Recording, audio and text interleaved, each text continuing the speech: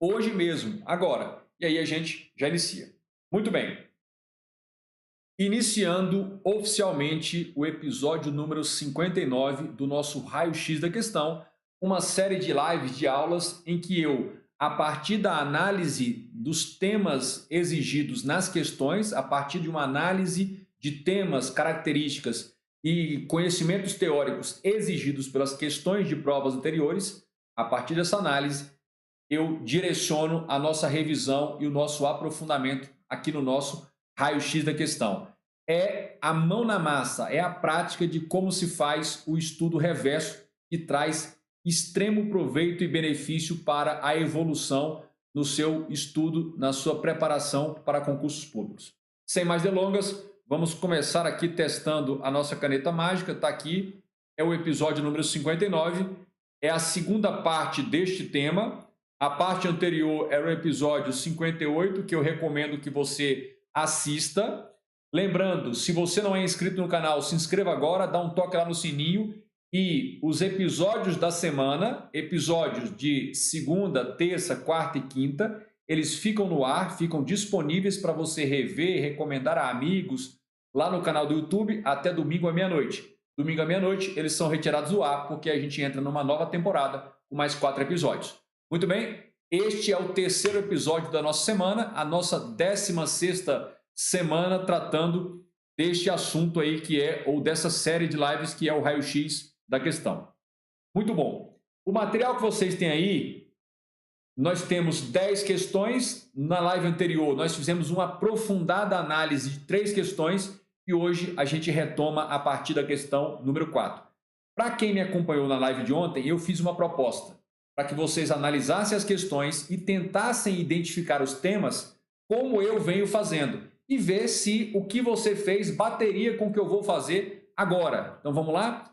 Responsabilidade civil do Estado é o nosso tema e a questão número 4 já está aqui na nossa tela para a gente acompanhar. Diz o seguinte: a banca Sebrasp, o enunciado diz acerca da responsabilidade civil do Estado, julgue o item subsecutivo. E aí, o item diz o seguinte: o Estado não é civilmente responsável por danos causados por seus agentes, se existente causa excludente de ilicitude penal. Para você que é muito ansioso com o gabarito, eu vou te entregar o gabarito, que é o que menos importa. Este item está errado. Beleza.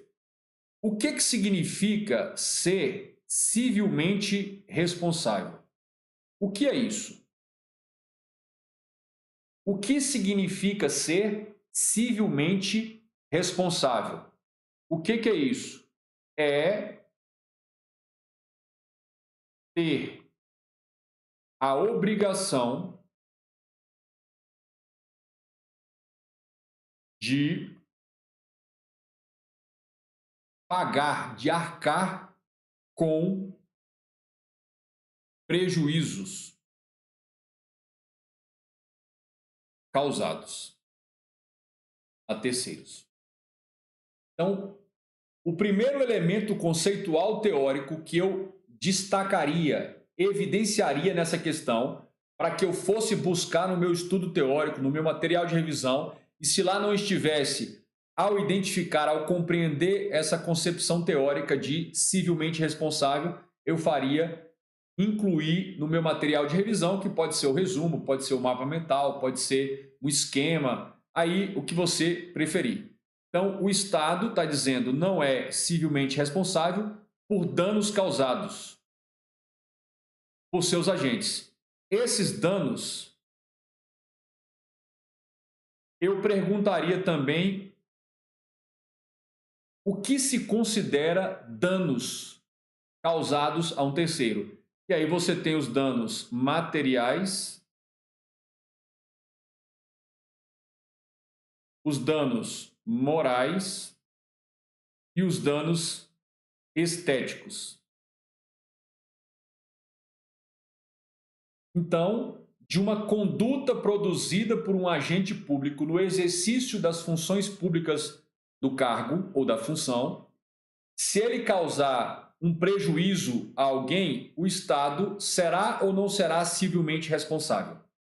E essa responsabilização do Estado, essa obrigação que se imputará ao Estado, tem a ver com pagamento de valores.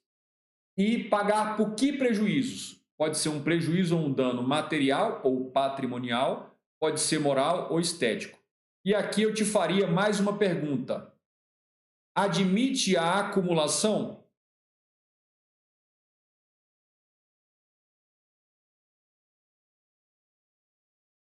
É o seguinte: uma única conduta do agente público gerou três tipos de lesões, de prejuízos: prejuízos patrimoniais, também chamados materiais, prejuízos a direitos da personalidade, prejuízos morais e prejuízos estéticos, nas características físicas e estéticas da pessoa, claro, da pessoa natural. Beleza.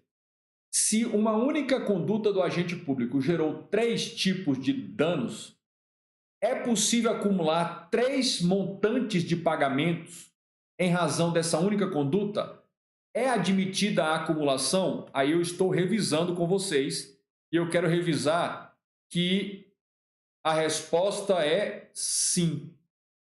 A resposta é sim. E ela é sim pela súmula 37 e somada, né, combinada com a súmula 387, ambas do STJ. O STJ já consolidou em duas súmulas a jurisprudência no sentido de que uma única conduta do agente público que causar danos materiais, morais e estéticos pode acarretar e vai acarretar a acumulação de três montantes indenizatórios, três somas em dinheiros, em uma correspondente ao prejuízo material, outra correspondente ao prejuízo moral e uma terceira correspondente a um prejuízo, a um dano estético de caráter permanente. Beleza? Então, a gente já faz essa revisão e esse aprofundamento aí. Então, isso é o que a gente precisaria aprofundar sobre danos causados, porque ele usou o plural, danos, usou adequadamente, porque são três tipos, três espécies de danos. E aí está dizendo que o Estado não vai responder se existente causa excludente de ilicitude penal. E aí eu avançaria mais um pouco para colocar o seguinte aqui para você, para te anotar o seguinte. Quais são? Eu colocaria aqui um tópico 1 e colocaria as causas, não cláusulas. Vamos apagar as causas. Vamos colocar aí causas excludentes da responsabilidade civil do Estado. Causas excludentes da responsabilidade civil do Estado. Muito bom. A análise das causas excludentes,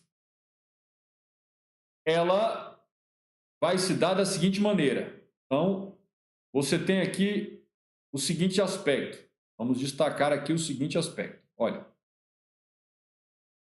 primeiro destaque que a gente vai fazer aqui. Olha só. Você tem a chamada culpa ou conduta exclusiva.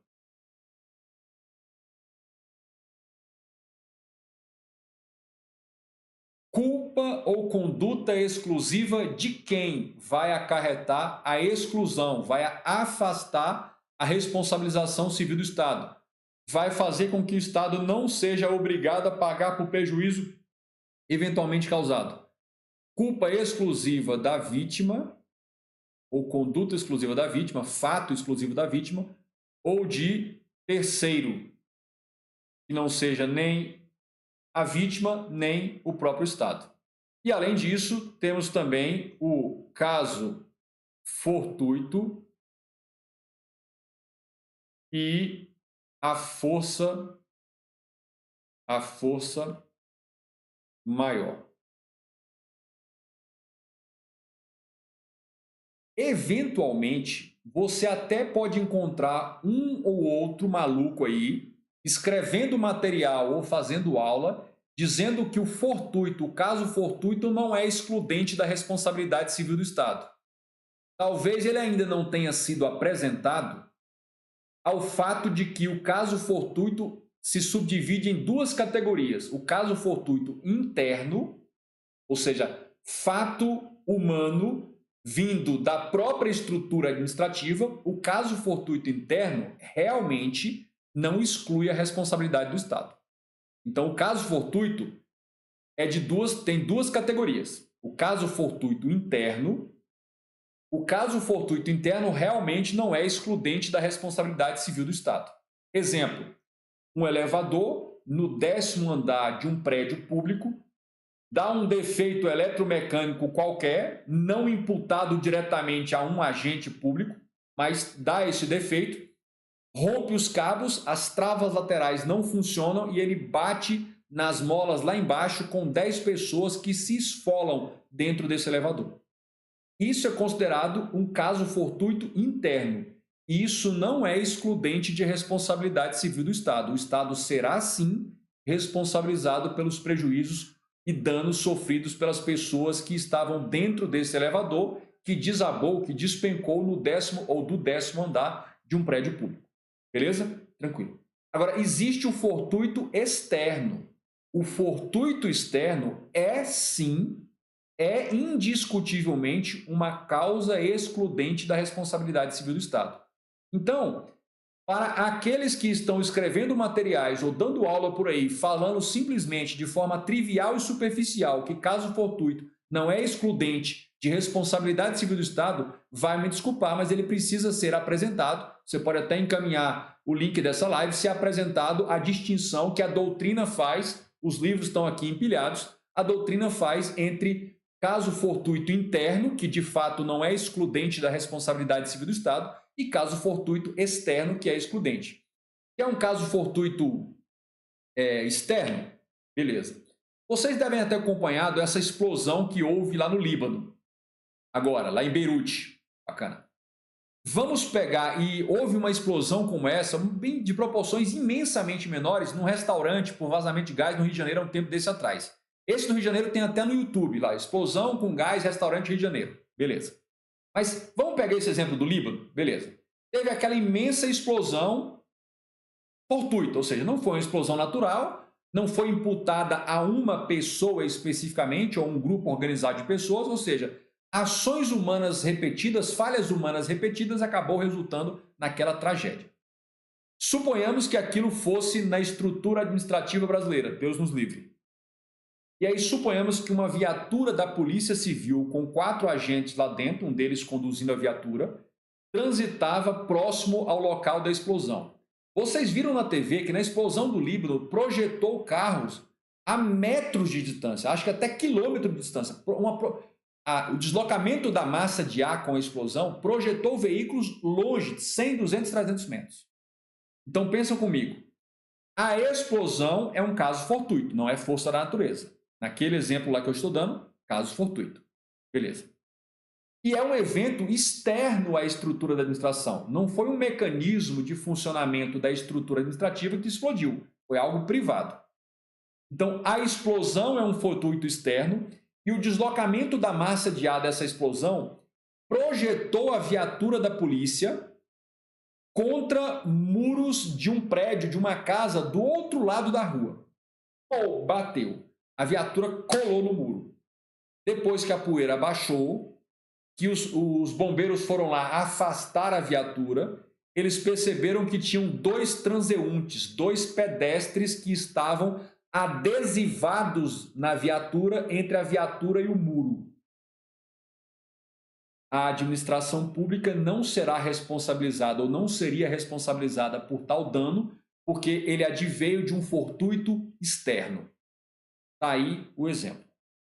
Então, muita atenção, porque o meu compromisso é revisão e aprofundamento. E eu tenho acompanhado alguns de boa família, e talvez não de má fé, por desconhecimento, estão dizendo que o fortuito, simplesmente dizem isso, o caso fortuito não é excludente. Depende. Existe o fortuito, eu vou até colocar aqui, olha, Existe o fortuito interno, e o interno realmente não é excludente. E existe o fortuito externo e a força maior. Ambos são o evento humano ou da natureza, imprevisível ou inevitável, ou ainda previsível, mas de consequências inarredáveis e inafastáveis, que causam prejuízo. Tudo bem? Essas são as cláusulas excludentes. Essa aqui é a teoria básica, mas aí a questão chama a atenção de vocês para um outro detalhe. Então, atenção. Atenção. O que vai acontecer aqui na verdade? Ele está dizendo o seguinte, que houve uma conduta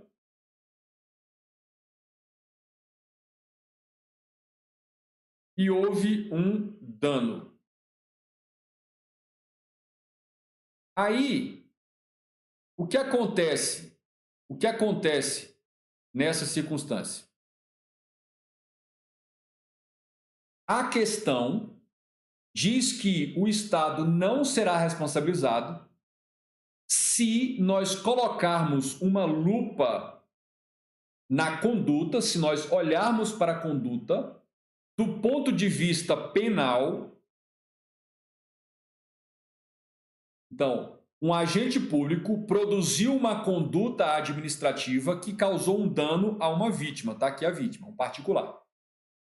Aí, a questão nos propõe o seguinte, e se nós olharmos para a conduta em si e lançarmos o olhar penal, criminal, e identificarmos uma excludente de ilicitude penal. Ou seja, alguma circunstância que torne a conduta algo que não seja ilícito penal.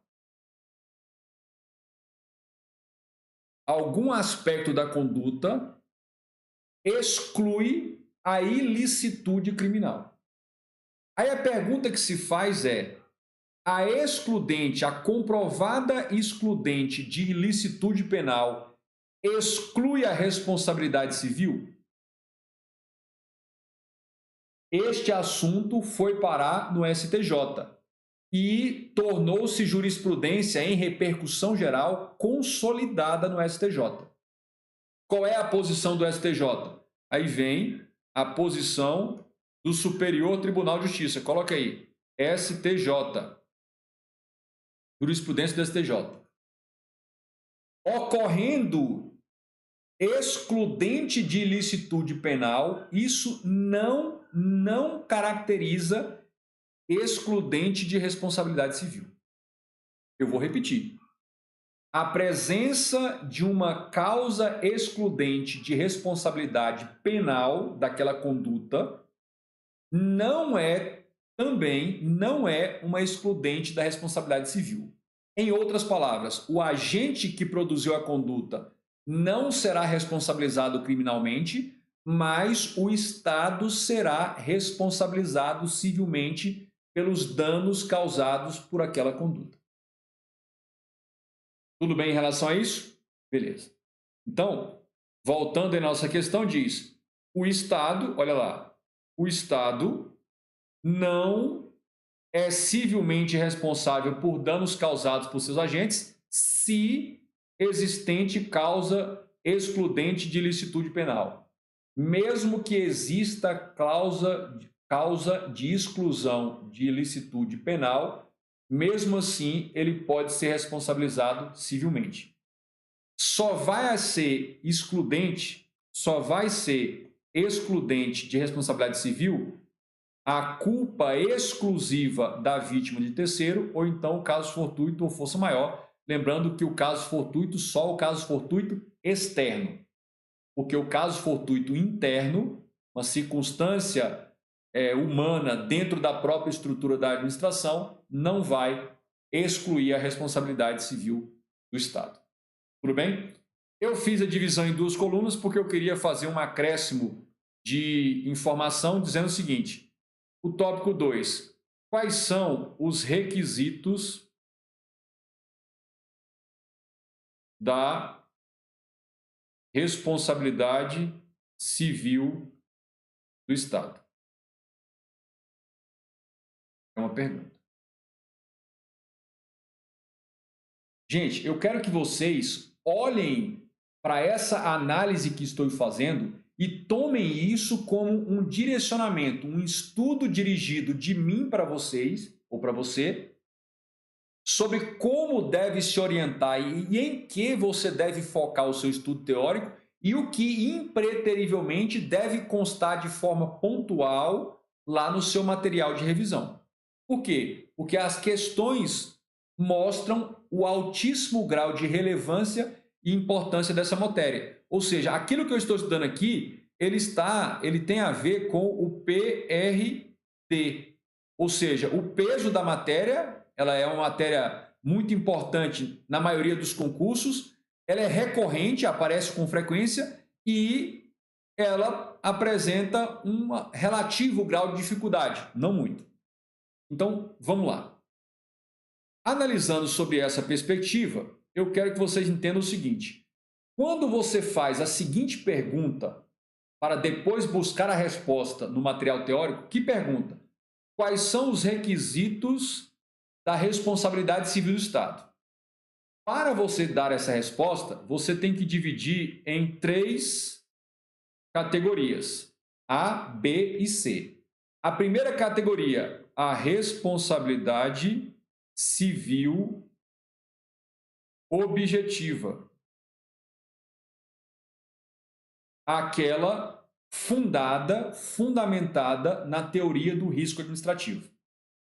Essa responsabilidade civil objetiva, fundamentada na teoria do risco administrativo, é a que nós predominantemente adotamos no direito brasileiro. Ela está no artigo 37, parágrafo 6º da CF. E quais são os requisitos quando se trata dessa responsabilização civil, da objetiva? Primeira coisa, aquilo sem o qual não se pode pensar em responsabilização civil: o dano. Tem que olhar se houve dano. E aí, que tipo de dano? Nós acabamos de mencionar: dano material ou patrimonial, dano moral e dano estético. Inclusive, pode haver cumulação ou acumulação de parcelas indenizatórias referentes a cada uma dessas categorias de dano. Além disso, tem de ter uma conduta. E outra coisa, a responsabilidade vai ser objetiva, em regra, quando for uma conduta ativa. Mas eu preciso fazer um alerta. A jurisprudência do STF já se consolidou no seguinte sentido: existe na estrutura da administração um dever genérico de proteção do Estado, o Estado proteger os indivíduos, dever genérico de proteção. Existe um dever específico de proteção. E aí diz o STF: uma omissão, uma falha do Estado, uma conduta omissiva que descumprir o dever específico de proteção, por exemplo, deixou um preso ser morto lá no presídio, deixou uma criança se acidentar gravemente na escola, essa falha ou falta do serviço que cobriria o dever específico de proteção, ela é omissiva e ela também vai ser na responsabilidade objetiva. Então, 99% dos casos de responsabilização civil objetiva, na forma objetiva, decorre de uma conduta ativa, um agir, um fazer do Estado. Agora, quando se tratar de omissão no tocante ao dever específico de proteção, Esse tipo de omissão também será responsabilização do Estado na forma objetiva, diz o Supremo Tribunal Federal. Este tópico, sim, eu posso considerar aprofundamento. E aí a gente tem também o nexo causal, ou nexo de causalidade. É uma relação direta entre conduta e dano. Em outras palavras, o dano, o prejuízo, é um resultado direto e imediato daquela conduta do agente. Beleza. Então, na responsabilidade objetiva, nós temos apenas esses 3 requisitos. Mas no direito administrativo brasileiro também existe a responsabilidade civil na forma subjetiva. Essa responsabilização na forma subjetiva, ela é fundamentada na chamada culpa civil ou culpa do serviço. Anota aí. A responsabilização civil do Estado na forma subjetiva, ela é fundamentada na chamada teoria da culpa civil ou teoria da culpa do serviço, também chamada culpa anônima. Então, fundamenta-se na culpa civil, culpa anônima ou culpa do serviço. São expressões sinônimas aí. Expressões sinônimas. Beleza. Quando se trata de responsabilização civil do Estado na forma subjetiva, nós estamos tratando da necessidade de requisito do dano, tem de ter ocorrido um dano, tem de ocorrer uma conduta, e essa conduta aqui, ela é omissiva. 99% das vezes em que se trata de responsabilização do Estado na forma subjetiva, nós estamos tratando de conduta omissiva. Nós estamos tratando de conduta omissiva. Mas eu quero alertar você para 2 exceções. Eu quero te alertar para 2 exceções. Que exceções são essas? Situações de condutas ativas, condutas comissivas e não omissivas. Então, condutas comissivas ativas, mas que a responsabilização pelo dano que se imputará ao Estado será na forma subjetiva. Primeira exceção ao mais comum aí. Primeira situação. Responsabilização civil do Estado por dano decorrente de uma decisão judicial quando o juiz tiver atuado com dolo ou culpa. A regra é: o Estado não pode ser condenado a indenizar por prejuízos advindos de uma decisão judicial. Sentença, acórdão de tribunal. Essa é a regra.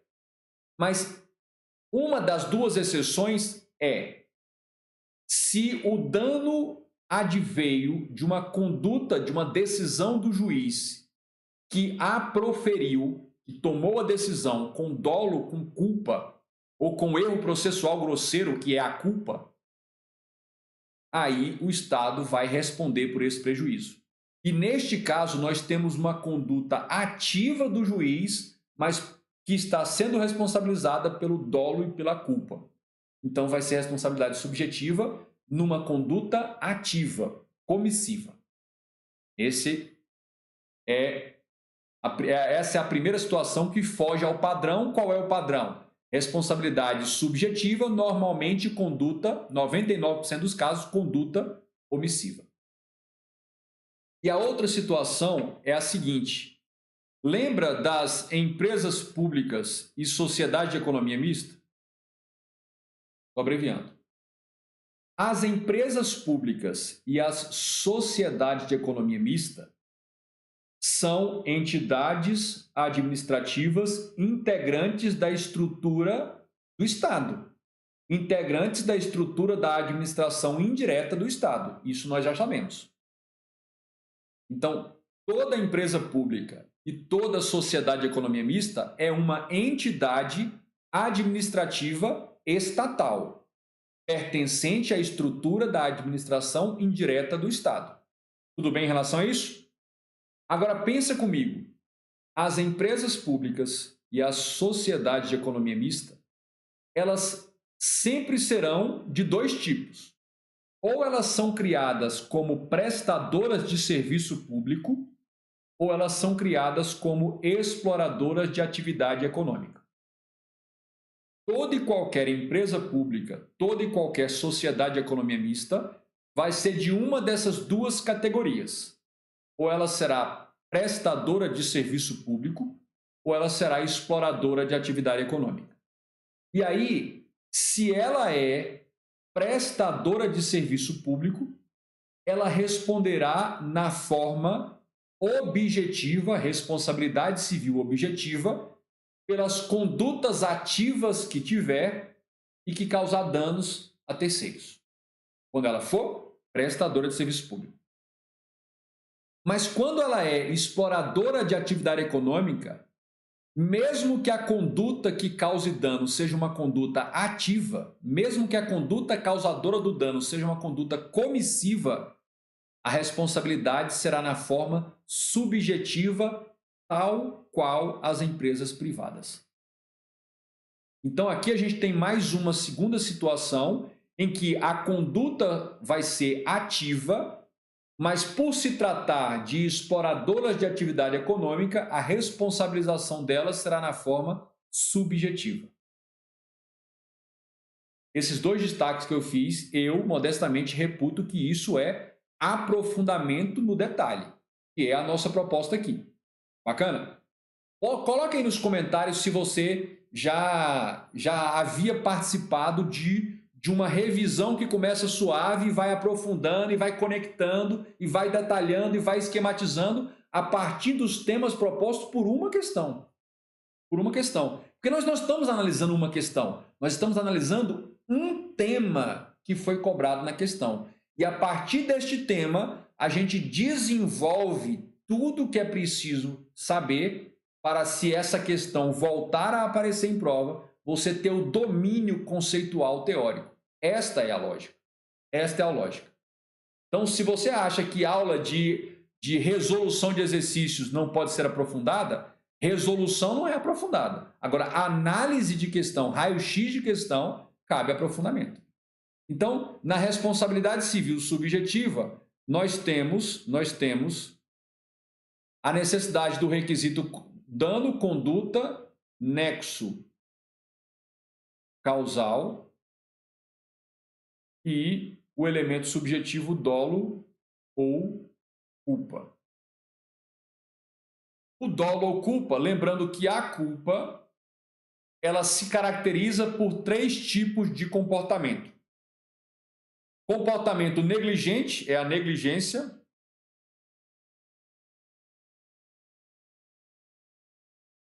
Negligência. A imprudência e a imperícia. Professor, mas isso eu já sei. Então estamos revisando. Tudo bem em relação a isso? Beleza. Bacana. Aí eu te faria uma pergunta justa. As causas excludentes da responsabilidade civil, essas causas, elas atingem a responsabilidade subjetiva, objetiva, aliás, sim ou não? Em outras palavras, a culpa exclusiva da vítima, a culpa exclusiva de terceiro, o caso fortuito externo e a força maior são capazes de excluir a responsabilização civil objetiva do Estado? Sim, perfeitamente. Por quê? Porque as excludentes da responsabilidade civil do Estado, gravem isso. Grava e anota isso. As causas excludentes da responsabilidade civil do Estado rompem, quebram o nexo de causalidade. E sem nexo de causalidade, não se terá responsabilidade civil objetiva do Estado. Mas uma outra pergunta que a gente pode avançar é o seguinte: as causas excludentes da responsabilidade civil do Estado também excluem a responsabilização na forma subjetiva? A resposta é sim. Por quê? Porque vai romper o nexo. E sem nexo de causalidade, não se tem responsabilidade objetiva e não se tem responsabilidade subjetiva. Então, as causas excludentes da responsabilidade civil do Estado excluem a responsabilização objetiva e também excluem a responsabilização na forma subjetiva. E por que estou falando essa coisa talvez óbvia para vocês? Porque nós vamos chegar na letra C. E aí a letra C vai ter um diferencial. Olha, existe também a responsabilidade civil objetiva fundada no risco integral.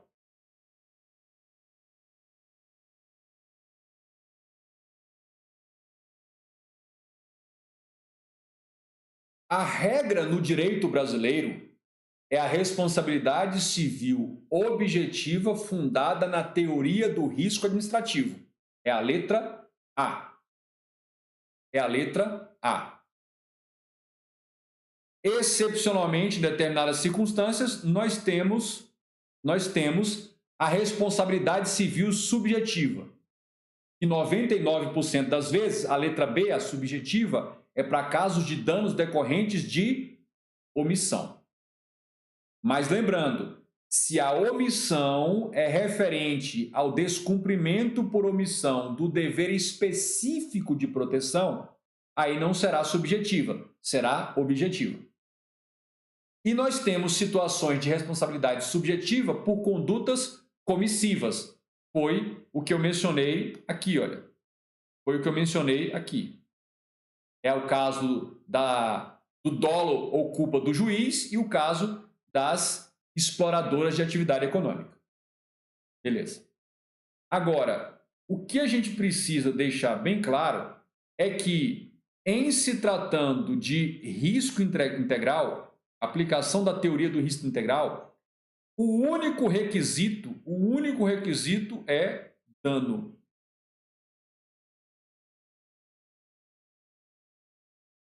Em se tratando de responsabilização civil na forma objetiva fundada na teoria do risco integral, a única situação é a situação o único requisito é dano.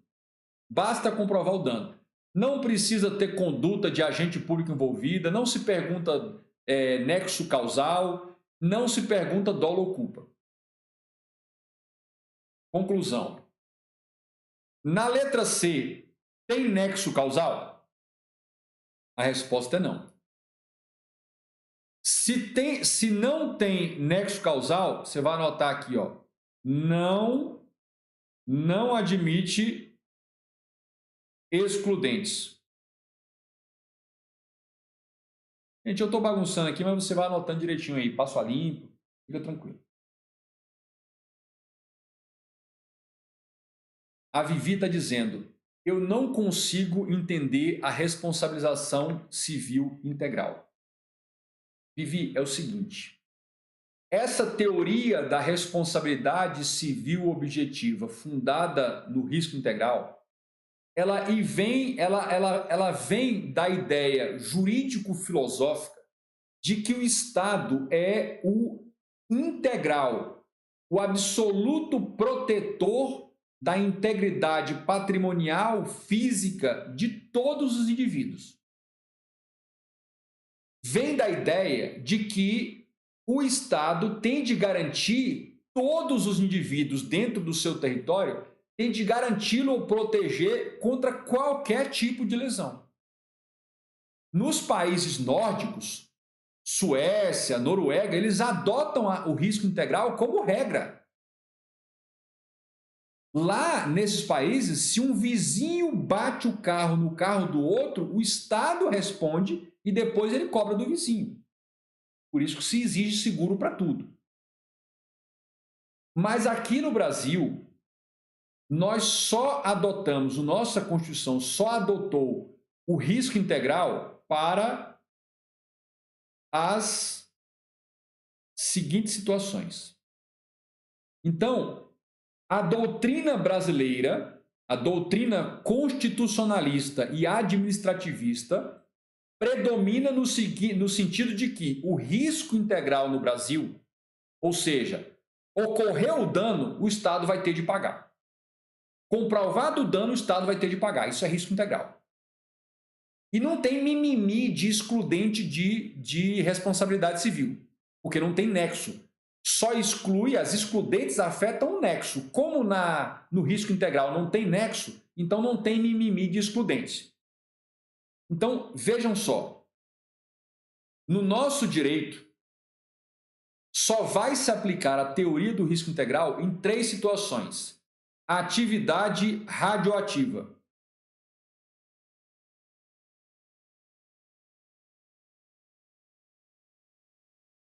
Qualquer tipo de dano ou lesão causado dentro do Brasil por manipulação de material radioativo, ainda que quem tenha manipulado esse material radioativo seja um hospital particular lá na cidade de Goiânia, que ao manusear inadequadamente um aparelho de raio-x, deixou escapar e vazar um material chamado um elemento césio, que estava enriquecido, césio 137, e isso contaminou algumas pessoas. Não tinha agente público envolvido, mas o Estado foi responsabilizado.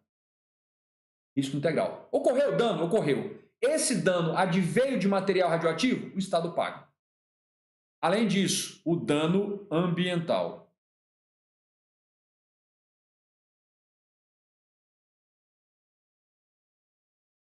Ocorrendo dano ambiental, responsabilidade objetiva no Estado fundada na teoria do risco integral. Basta comprovar o dano.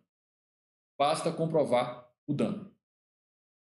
E a terceira hipótese de responsabilidade do Estado fundada na teoria do risco integral é o caso de atentado contra a aeronave. Vou colocar contra avião, vamos falar no popular. Mas cuidado. A legislação que trata disso diz o seguinte: no caso de atentado terrorista, ou seja, ato terrorista, ato de guerra ou correlatos, ou seja, um ato que se encaixe perfeitamente como ato atentado terrorista ou que se encaixe claramente como um ato de guerra, ou seja, um outro país bombardeia uma aeronave brasileira, ou um correlacionado a esses dois, ou seja, algo parecido com um desses dois, contra a aeronave civil, não é aeronave militar, aeronave civil, de transporte coletivo de passageiro, não pode ser jato particular, que seja registrada no Brasil. O atentado nem precisa ter sido no Brasil, basta que a aeronave que sofreu o atentado, ainda que sobrevoando o espaço aéreo fora do Brasil, ela esteja registrada no Brasil. São os casos. O que eu queria destacar da letra C para vocês são 2 fatores. O único requisito, no caso da responsabilidade fundada na teoria do risco integral, é comprovar dano. Não precisa conduta de agente público, não precisa nexo de causalidade e muito menos dolo ou culpa. E o segundo aspecto ainda mais importante é você saber, isso cai muito em prova. O segundo aspecto cai muito em prova. Quando ele falar teoria do risco integral, uma verdade você sabe, não admite excludente da responsabilidade civil. Eu vou repetir. Bateu o olho na prova, se ele está falando de responsabilidade fundada no risco integral, não se admite nenhuma das causas de excludente de responsabilidade civil. Nem culpa exclusiva da vítima, nem culpa exclusiva de terceiro, nem caso fortuito força maior. Simples assim. Muito bem. Olha, só essa análise, para mim, se eu tivesse como aluno, para mim já vale uma aula. Para mim, eu já ia para cá e falar, aqui já é uma aula. Já é uma aula. Modéstia às favas, aqui já é uma aula. Aqui uma aula de revisão e aprofundamento. Beleza, vamos avançar. Caramba, baguncei tudo. Voltei a apagar. Aproveitei e baguncei tudo. Meu pai amado. Vou pegar aqui a borracha. Vamos apagar. Olha que tragédia que eu fiz. Olha só. Olha isso, meu Deus do céu. Não está apagando. Vamos apagar tudo.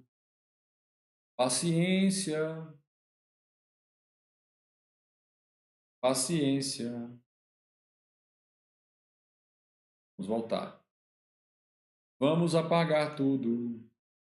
Agora vai apagar.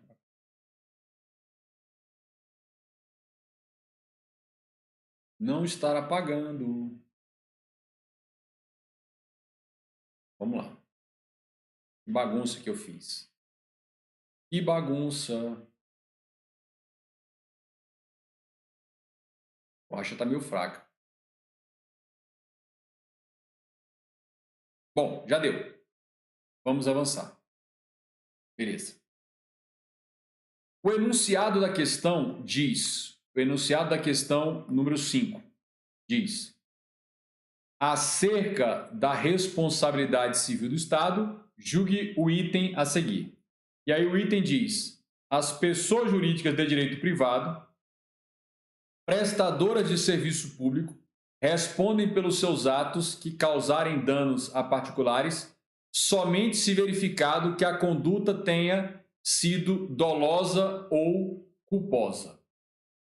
Nós começamos a tratar disso, eu acho que a explicação que eu fiz no item anterior já resolveria isso aqui, mas vamos detalhar um pouco mais. O gabarito está aí, está errado. Rapidamente, vamos recapitular o seguinte. Nós temos as empresas públicas, estou abreviando, EP, empresa pública. E nós temos as sociedades de economia mista. Empresas públicas e sociedades de economia mista. Elas sempre serão constituídas, serão criadas, predominantemente regidas sobre o regime de direito privado. Elas integram a estrutura do poder público, integram a estrutura da administração direta, mas elas são predominantemente, não é exclusivamente, predominantemente regidas por normas de direito privado. Mas aí, a gente tem de lembrar, e eu já comecei a lembrar isso na nossa questão, no comentário da questão anterior, que elas são prestadoras de serviço, elas são prestadoras de serviço público,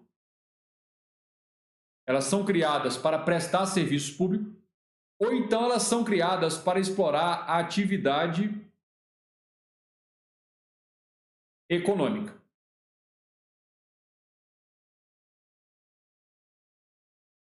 Ou para prestar serviço público, ou elas são criadas para explorar atividade econômica.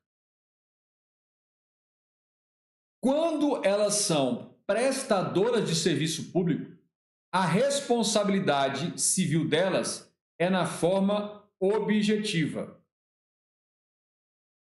E, portanto, não se exige a comprovação de dolo ou culpa para que elas sejam responsabilizadas pelos danos causados a um terceiro em razão da conduta de seus funcionários.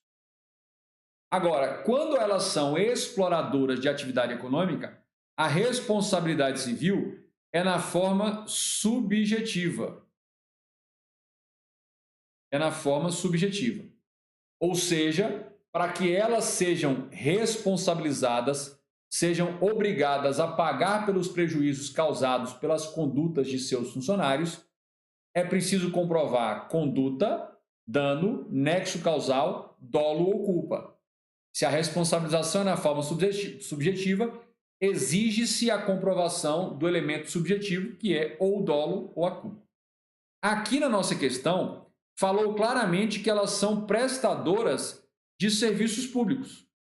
Então, as pessoas jurídicas de direito privado, prestadoras de serviço público, elas respondem pelos seus atos que causarem danos a particulares somente se for comprovado dolo ou culpa? Não, não precisa comprovar dolo ou culpa. Não precisa comprovar dolo ou culpa. Tranquilo em relação a isso aí. Tranquilo em relação a isso. Muito bem. A gente avança para a questão número 6. Questão número 6. O enunciado da questão diz, enunciado da questão, a respeito do entendimento do STJ sobre a responsabilidade civil do Estado, julgue o item seguinte. E o item diz, a existência de causa excludente de ilicitude penal não impede a responsabilidade civil do Estado pelos danos causados por seus agentes. Nós já vimos que isso é correto. Então, na questão anterior, a questão era na forma errada e aqui ela veio correta. Está aqui, ó. Correto. O Sebrasp está com um verdadeiro fetiche neste tópico. Ou seja, ele quer saber se uma causa excludente de ilicitude penal é ou não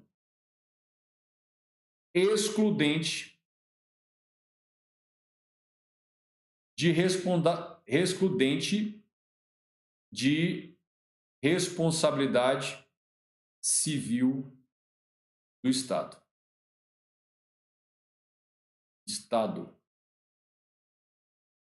A resposta é não. A existência de causa excludente da ilicitude penal da conduta que produziu o dano material moral, essa excludente de ilicitude penal exclui o crime, mas não exclui a responsabilização civil, a obrigação de reparar os danos causados pelos agentes. Então, fiquem atentos a isso aí. Se isso aí ainda não estava no seu material de revisão, inclua, porque isso é uma jurisprudência mais que consolidada no âmbito do Superior Tribunal de Justiça. Fiquem tranquilos isso aí. E o Supremo Tribunal Federal vai estar na mesma linha de raciocínio. Prosseguindo. Questão número 7. Questão número 7. O que diz essa questão número 7? O enunciado. No que concerne à responsabilidade civil do Estado, julgue o item subsequente. E o item diz, em processos contra a fazenda pública, a prescrição quinquenal abrange a administração direta e indireta, desde que pessoa jurídica de direito público a qualquer título. Desde que pessoas jurídicas de direito público a qualquer título. Então, tomem cuidado com isso aí. Eu já vou antecipar o gabarito para você. Está errado. Olha, prestem bem atenção nisso aqui. Processos contra a fazenda pública. O que é ou quem é a fazenda pública? Fazenda pública é o nome que se dá para a União, os estados, o DF, os municípios, suas autarquias ou suas fundações, quando elas estão em juízo na condição de autoras ou de rés em um processo. Então, o poder público, União, Estado, DF, município, autarquias e fundações, em juízo, ele é denominado a fazenda pública. Então, eu vou ajuizar uma ação contra a Fazenda Pública Federal. Eu vou ajuizar uma ação contra a Fazenda Pública dos Estados. A Fazenda Pública do DF ajuizou uma ação de cobrança contra mim por uma colisão de veículos num veículo oficial. E aí ele fala a prescrição quinquenal. Quinquenal, 5 anos, sem querer ofender ninguém. E prescrição, o que é a prescrição? Prescrição é a perda do direito de agir, de exercer um direito judicialmente. Prescrição é a perda do direito de ingressar em juízo para exigir um direito em razão do decurso de certo prazo, certo tempo. Então, um direito prescrito é um direito que não se pode mais exigir em juízo, entrar com uma ação judicial para cobrá-lo, exigi-lo em juízo, em razão do decurso de um certo tempo, um certo prazo. Ele diz, em processos contra a fazenda pública, a prescrição quinquenal, 5 anos, abrange a administração direta e indireta, desde que pessoas jurídicas de direito público. Que se for pessoa jurídica de direito privado, exploradora de atividade econômica, já não vai aquela lógica. Mas olha só, ele fala aqui, desde que pessoa jurídica de direito público. Essa questão tem 2 erros. 2 erros. Beleza. Essa questão tem 2 erros. Vou melhorar aqui o espaço para a gente fazer um... Vocês já anotaram? Fazer uma análise desses 2 erros aqui. 2 erros. O primeiro, na administração pública indireta, nós temos pessoas jurídicas de direito público e direito privado. Então, olha, na administração indireta, nós temos PJ, pessoa jurídica, de 2 tipos, de direito público e de direito privado. Em ambos os casos, a jurisprudência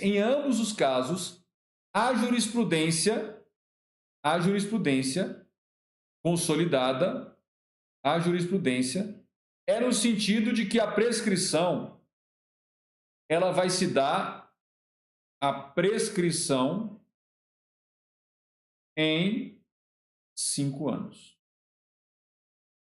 Quinquênio. Lá na nossa questão, está dizendo que só seria o prazo quinquenal, 5 anos, se fosse pessoa jurídica de direito público. Não. Esse é o primeiro erro. E eu tenho certeza que o gabarito da questão foi dado como errado por essa justificativa. Eu tenho certeza que o gabarito foi dado como errado por essa justificativa. Mas tem uma outra justificativa aqui. Qual é a justificativa que a gente tem aqui? No caso de dano decorrente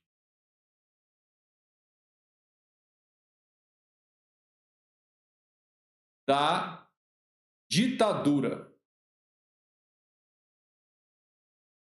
militar.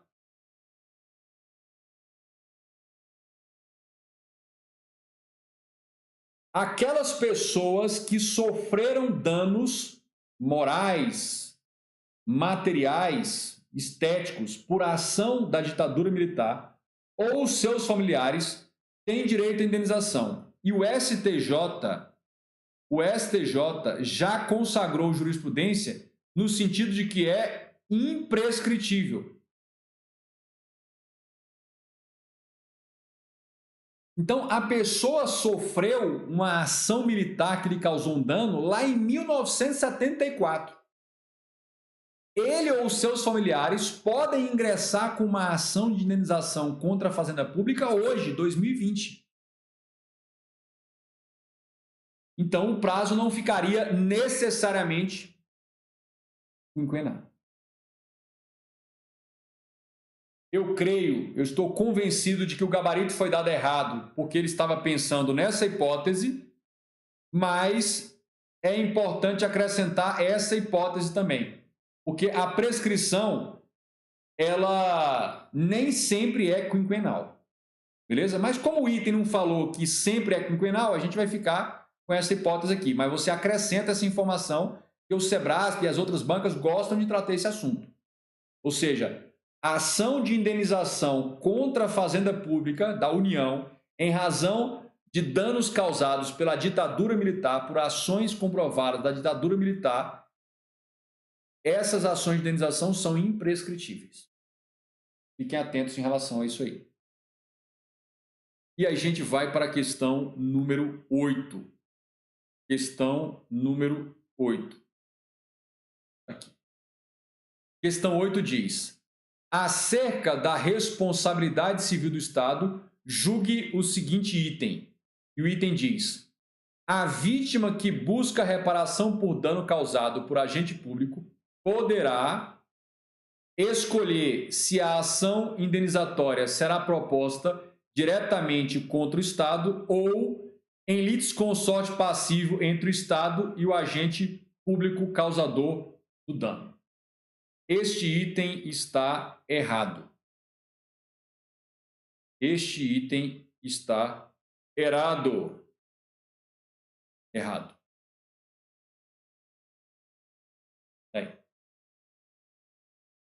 Bom, o tema central desse item: a vítima contra quem entra com ação de reparação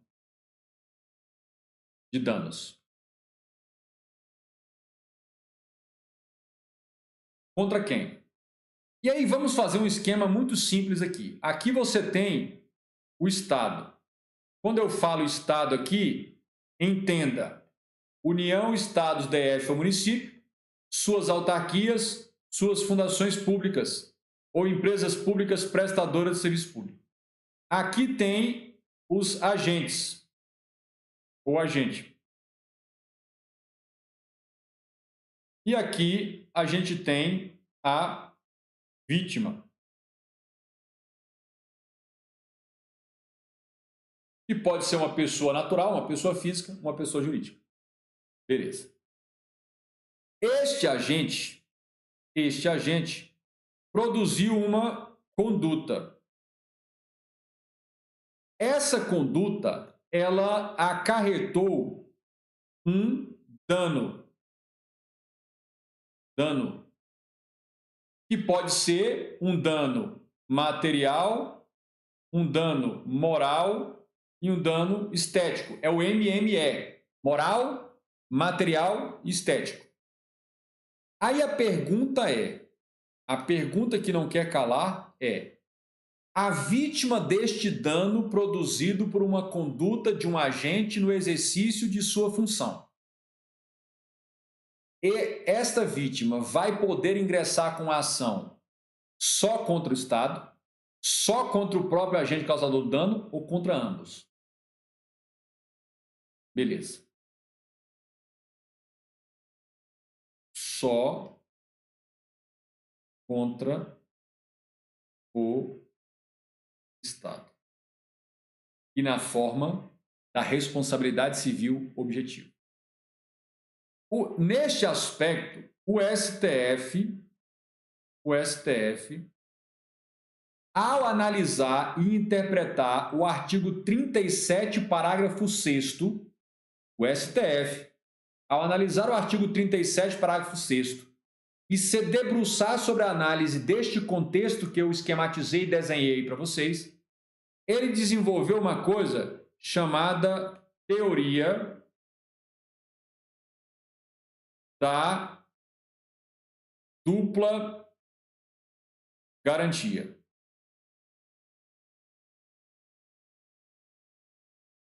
Isso com base no artigo 37, parágrafo 6º da CF.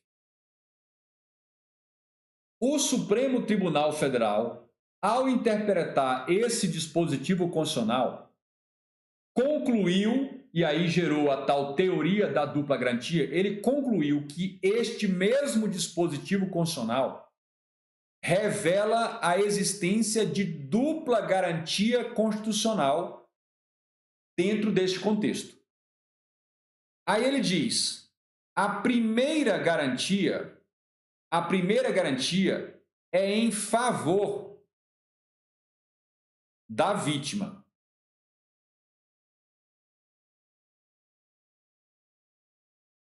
Qual é essa garantia?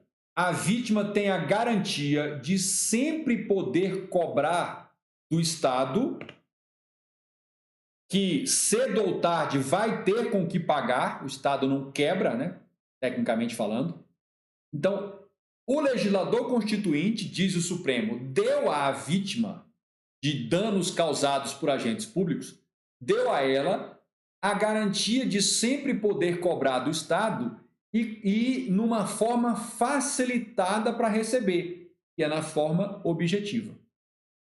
Então, a primeira garantia é a vítima sempre pode cobrar do Estado e na forma de responsabilidade objetiva que facilita a obtenção da indenização, porque não tem que comprovar dolo ou culpa.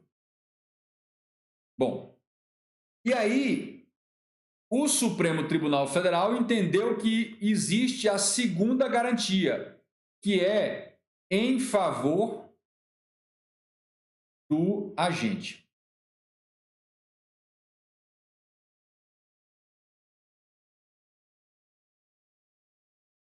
O Supremo diz assim, olha, levando em consideração o princípio da impessoalidade, que o agente no exercício da função ele não age por si mesmo, ele age em nome do Estado, ele é o Estado se manifestando ali naquela situação.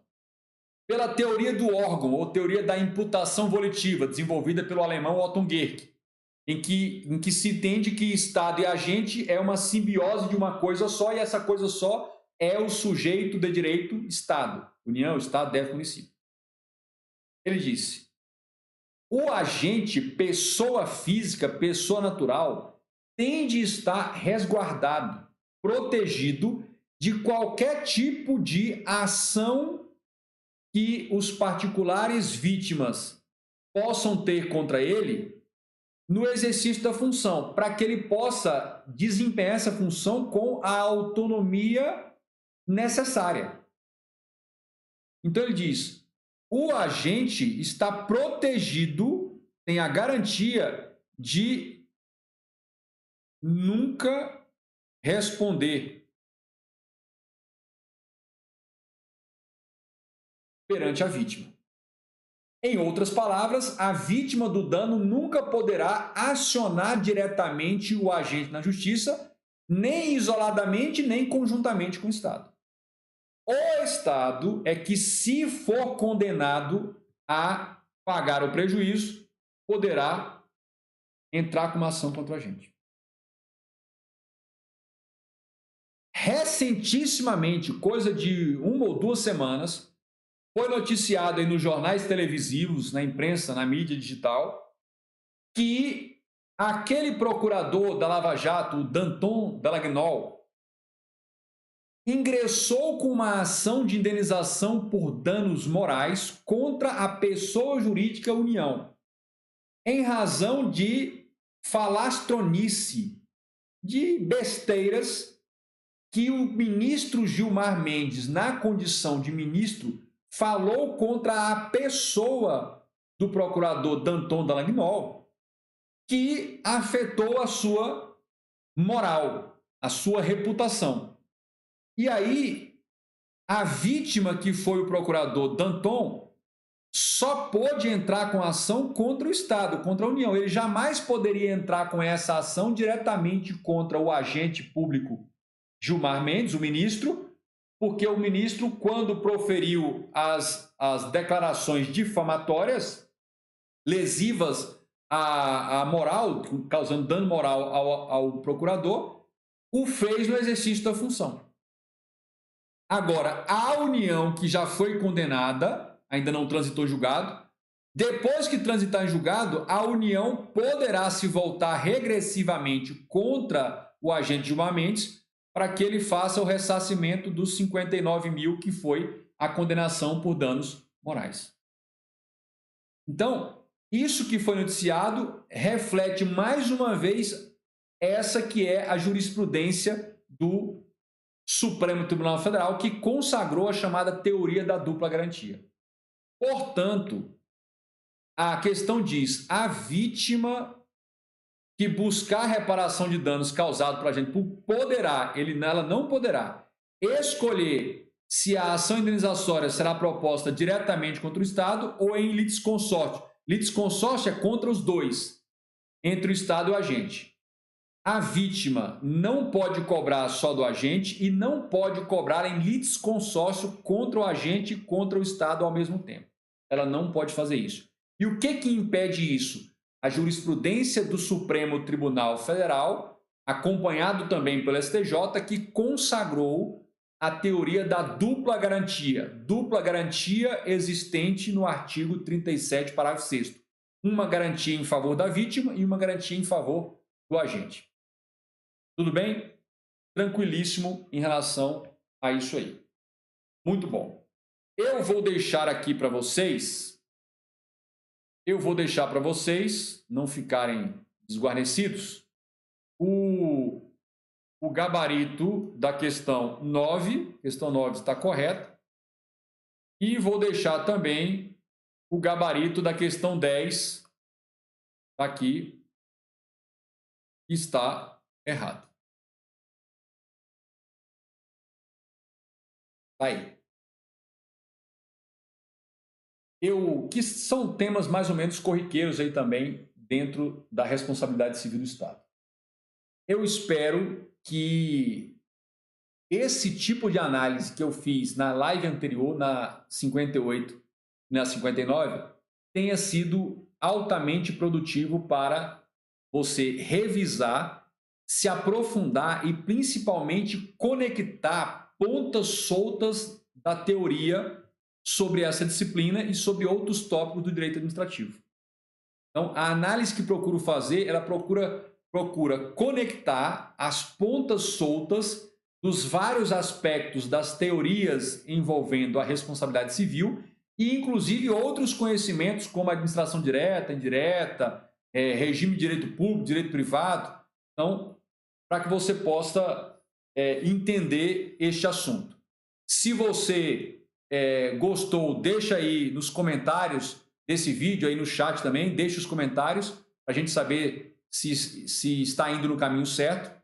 Mais uma vez, se você não é inscrito no canal, para você acompanhar essa e várias outras lives, são 6 lives por semana.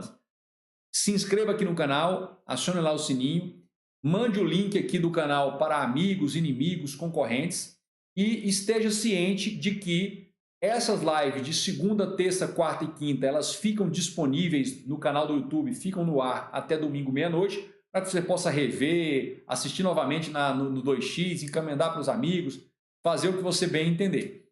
E que toda nova semana tem mais uma temporada do nosso raio-x da questão, cada temporada, 4 episódios, segunda, terça, quarta, quinta, amanhã ainda temos mais um episódio da temporada dessa semana. Tudo bem? Mais uma vez, eu agradeço a participação de vocês. Espero que...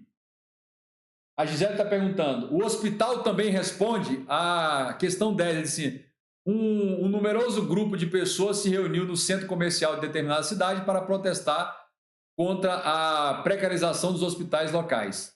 A agitação e a hostilidade dos manifestantes fizeram que os lojistas do local acionassem o órgão de segurança pública competente para a necessária assistência.